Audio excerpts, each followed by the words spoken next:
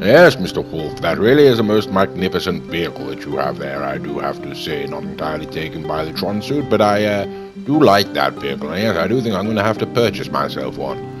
Ah, hello everybody, it's Megalithic here, and today we're going to take a look at purchasing the Oppressor Mark II. Now, the Oppressor Mark II can be found under the Warstock Cash and Carry website. Now, it does unfortunately come with two different price tiers. I have got the trade price, so it comes in for me currently at 2,950,000, something like that. Yes, Mr. Wolf there is threatening me with an up and atomizer now, isn't he? Okie dokie. Now, as you can see, I can have it delivered to a number of places. I'm going to choose to have it delivered to my terabyte. Okie dokie, there we go. Yes, and he's still threatening me. Go ahead and shoot then, Mr. Bloody Hell. I shouldn't have said that, should I? Okay, I suppose I asked for that. Right, game on then, is it? Okie dokie, up and atomizer. Take that, Mr. Wolf. Whoops-a-daisy, seem to have killed him. Ha ha ha. Well, didn't mean to do that. Okie dokie, there we go. Mr. Wolf there displaying one of his the attributes of his Mark II Oppressor there, laying a trail of blue smoke. Okie dokie, so I've called in my Oppressor, or rather I've called in my my terabyte, don't you know, and I'm going to head on over to it now, my deluxe. So okie dokie, and with a little bit of luck, the Oppressor Mark II will have been delivered. So let's go on inside and take a look then, shall we? Okie dokie, jolly good. Now, of course, the Oppressor Mark II is generally stored in the terabyte here, and unfortunately it has not yet been delivered.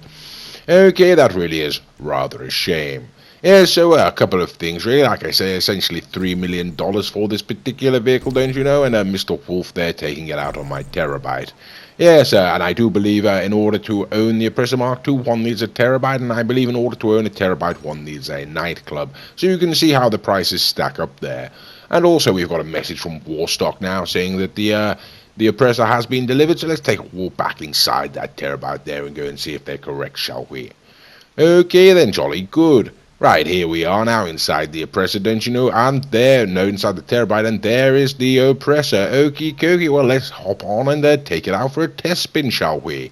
$3 million, don't you know? Okay, there we go, right, outside straight away, as you can see there, getting locked onto by Mr. Wolf, and certainly don't want to get blown up immediately, so I think I'm going to have to do something about that, don't you know? Okie dokie, just going to set up a secure serve now and invite him so we can establish no friendly fire and all that sort of thing, and prevent him from blowing me to hell. Right, okie dokie. And also, we're just going to give a quick test to these vehicles straight out of the box. Of course, this is thoroughly an upgraded, shall we say. So it'll be interesting to see if there's any difference between the upgraded and the standard model of the Oppressor Mark II. Okie dokie, now it has just have to be said that this is nothing at all like the Oppressor Mark I, other than it is a flying motorcycle. This is a far superior vehicle. Okay, we can't access the grenade, so there we go. We're using the missiles, don't you know, to launch the race there.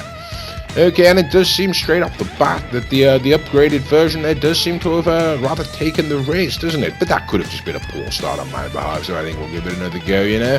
And here we go, okie dokie, right, jolly good. Oh, and how about that? We got the Northern Lights. Well, it must be 9 o'clock, don't you know? Whoops, this is full start. Okie dokie, yeah, so in case you weren't around Christmas time when the snow's out, around about 9 o'clock, as you just seen, for some reason we get this strange luminescence in the sky. Not entirely certain if that's supposed to be the Northern Lights or what, but there it is anyway. Okie dokie, and here we go, off the line. Okay, now as you can see, this time there's not so much of a difference, is there? These vehicles do seem to be rather similar, in fact identical in terms of performance, whether it's upgraded or not. Okie dokie, well there we go then. So it would appear any upgrades other than the missiles and so forth on this particular vehicle are nothing but a con, to be quite frank with you, but I'll still go ahead and add them anyway. Now, there might be also a difference. We've decided whether sort of racing at altitude or racing on the ground level. And as you can see, we were trying to launch a race there at altitude, but this vehicle, whilst it can hover, in fact, it can't really hover in one spot for too long before it begins to descend. Okay, so we're just sort of rocking it back up there into the sky. No, I'm going back down. Yes, this really is rather a plastic nuisance.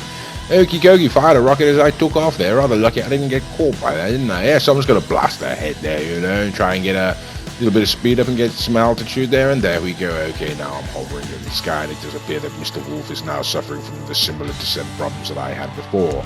Okay, this really is a rather annoying and a wretched nuisance, to be quite frank with you. Just trying to get it lined up for an aerial start on the Oppressor Mark II can be quite tricky, but here we go. We seem to have managed it, so we're setting off. We haven't set up any missiles, we've done a simple countdown, and as you can see, the same thing applies in the air. Perhaps I pressed my button a little earlier than Mr. Wolf's there, but pretty much those vehicles are flying at the exact same speed on the ground or in the air.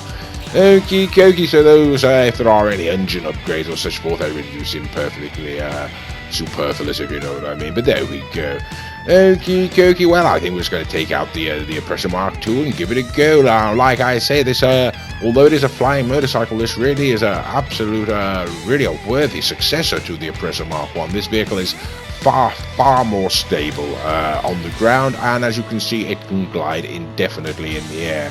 Whereas with the Oppressor Mark I, one would have to sort of rock the joystick back and forth there to keep yourself going, and even then it wouldn't be guaranteed. The Oppressor Mark II just simply hovers or flies or glides, much like a Deluxo or something along those lines. Okie dokie. Also, as you can see, as it skims along the ground there, it can you don't easily come off it, you know. The simple clipping up of a blade of grass or whatnot isn't going to be enough to send you sprawling off the machine like some kind of wretched fool.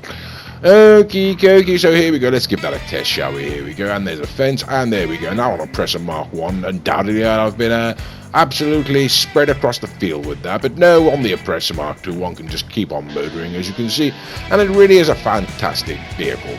Okie dokie, I'm going to retire from my CEO there, and I think I'm going to take it on back to the Terabyte, I should say, and upgrade this vehicle, add the missiles and whatnot that it can get. Okay, now I'm assuming you go in the back like just like in the MOC, so there we go. It didn't seem to work, did it? Okie dokie. Now you would have thought that blue halo there to the right hand side of the Terabyte would have given me some indication that's where I'm supposed to go, but apparently I'm not that bright, you know, and so I'm going to keep trying to get into the back of this, and apparently the radio there irritating me. Is I'm going to try and keep trying to get into the back of this Terabyte until I realise that blue halo is indeed where I wish to be heading.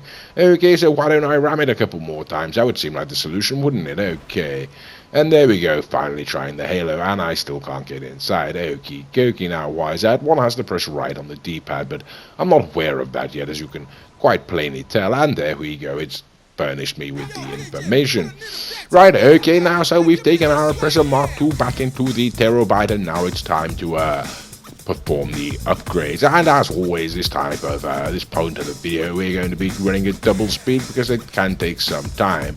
Okie dokie, headlights and such forth. We've got different armaments, we've got sort of camo styles and whatnot there, but I'm not really particularly interested in any of those, to be perfectly honest with you. We have got countermeasures and such forth, and there we go. Okie dokie, we've got the colour going on, and being a crew vehicle, I do think I am going to eventually go ahead and put it into the crew colours, you know, but before I commit on that, I'm just going to go through some of the, just have a look at some of the other options, you know.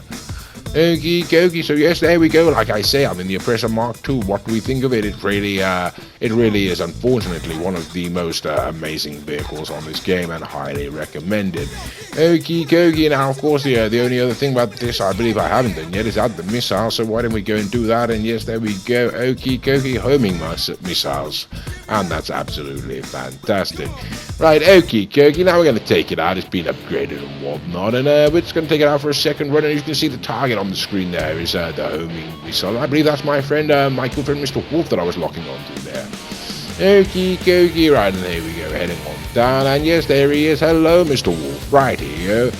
Okay, so like I was saying, this really is one of the most, and that's the chaff going off, this is one of the most fantastic vehicles on the game. I didn't care for the concept of it when it was first released, and I'd rather not be using it, to be perfectly frank with you. But also, to be perfectly honest, there is no other better vehicle on the game for any number of tasks. Should you buy the Oppressor Mark II? Yes, you most certainly should. Even at $3 million, the cost of a Terabyte and a nightclub, it really is absolutely fantastic. Why is it so fantastic? Well, simply it can be spawned in virtually anywhere, to be quite frank with you. If using a motorcycle club, it can be spawned in almost instantly. It has lock-on missiles, as you can see. Once it's been upgraded, it is fast in the air and on the ground. It has a boost function. It is essentially a flying vehicle, and it is going to help you in all sorts of different missions. Okay, now there we go. I'm going to take it back in, and that would pretty much be the end of the video, don't you know? Not going to store it in the bunker permanently. It's going to be in the terabyte, but that's where I'm taking it right now. Okay. But unfortunately, that didn't really feel like much of a test for it, because we didn't get to try out those missiles. So as you can see, it's about 6 months later now, and I'm making this video, and I do feel like we need to see an example of its firepower. So okay, we're here at my yacht up in Palito Bay, and we're going to head on over and call in the Oppressor Mark II, don't you know? Okie dokie, there we go, just heading down, touching down, don't you know? We're going to hop on out and see what's going on here. Right here, rather magnificent Super Velito, I do believe it's called, something like that. I really shouldn't guess. Last time I got it completely wrong. Anyway, the Oppressor Mark II, there are a number of ways you can call it in. You can set up a motorcycle club and then call it in as your personal vehicle, and that is perhaps the best and quickest way. Failing that, one can go down to the terabyte services, and there you can, as you can see, request the Oppressor Mark II. Okay, now that's the second way. Like, there are a number of different ways to call it in. I've just called in my terabyte there, and that'll be the fourth and final way. Okay, the third way you can call in your Oppressor Mark II is simply by phoning your mechanic, don't you know? And here we go, we're going to do that now. You calling for some wheels? I'm Johnny on the spot. I'll hook you up. Okay, and there we see the Oppressor Mark II. Okay, we're not going to call it in that way, though, I don't think. I'll get back to work. Okay, now, like I said, I did call in my terabyte, and the fourth and final way to go and access your Oppressor Mark II is simply go and pick it up from the terabyte itself. The terabyte can be called into numerous locations around the map, and as you can see, we've walked on inside here, and yes, there is the Oppressor. Okie dokie, so let's hop on, shall we? Take it out and give those missiles a test. After all, we didn't get to do that in the previous part of the video. Okie dokie, and it seems there's some sort of event going on there. And surely the Oppressor can't qualify to take part in this event. Doesn't have the kind of altitude rating. Right, okie dokie. No, it doesn't seem to be clocking. It must have been when I landed that helicopter, don't you know? Okie dokie. Yeah, so I suppose we've got to go and find something to aim at. Now I think about it, there's a police station around here somewhere, isn't there? So yes, I do think that perhaps the best way to test the missiles on this particular vehicle is to go and get at the police after us, get a couple of stars after us, you know, and there we go, that's the police station. I'll launch a few rockets into it and see if I can just get them baity. Okay, they don't seem to mind, do they? Perhaps they're doing some renovation or something along those lines, some way, but they don't seem to mind me firing missiles at their police station. Can I hear that car? No, I can't see you. Okay, right then. Alright, that's not going to work, and unfortunately, worth mentioning at this point, the Oppressor does have a limited number of missiles. I can't be certain whether it's 20 or 30, but it's something along those lines, and I don't want to waste them all trying to get the police after me, so, yes, I think a minigun's in order. Okie dokie, right, no one to shoot over there, is there? Where are the vehicles? There we go. Hello, motorist, terribly sorry about this. I'm using you just for an example of, how to use the missiles on the Oppressor, so I'm going to have to destroy all of your cars. Yes, there we go. Okay, jolly good. Now I have got a star after me, and okay, 2 stars now. Well, that ought to be sufficient, I should think. Okie dokie, there we go. Just go widen the map and see where the police are, and yes, there doesn't seem to be anyone, does there? Right, there we go. Perhaps this is the problem with performing this kind of test right out in the sticks as we are. The police aren't going to be onto us straight away. Oh, okay, finally, here we go. Okay, jolly good. Well, there we go, ladies and gentlemen. You can now see the Oppressor's missiles in action. And you can see they're not too shabby. I don't know if they're exactly as accurate as the Deluxes, but they're pretty darn good, you know. Certainly better than something like the Buzzard or something along those lines. They really are going to hit 90% of the things that you aim at, I would say, you know. And you can see, there we go, having a jolly good time. And take that, sunshine. Right, okay, right. Whoops and daisies, what happened there? Okay, yes, I think I got rather close to that last explosion, didn't I? Okay, am I on fire or is it the Oppressor? Can't be certain. Okie dokie. Well, either way, it's not looking good, is it, ladies and gentlemen? Right, my health's getting rather low. And there we go. Okie dokie, swan dive. How about that, ladies and gentlemen? All the way to the ground. Okay, well, that wasn't intended, of course. Wasn't supposed to be part of the video, but it's in there now, isn't it? So, okay, let's go on back down to the local road, or the nearest road, I should say. And I suppose this gives us a chance to show another way that we can call in the Oppressor Mark II.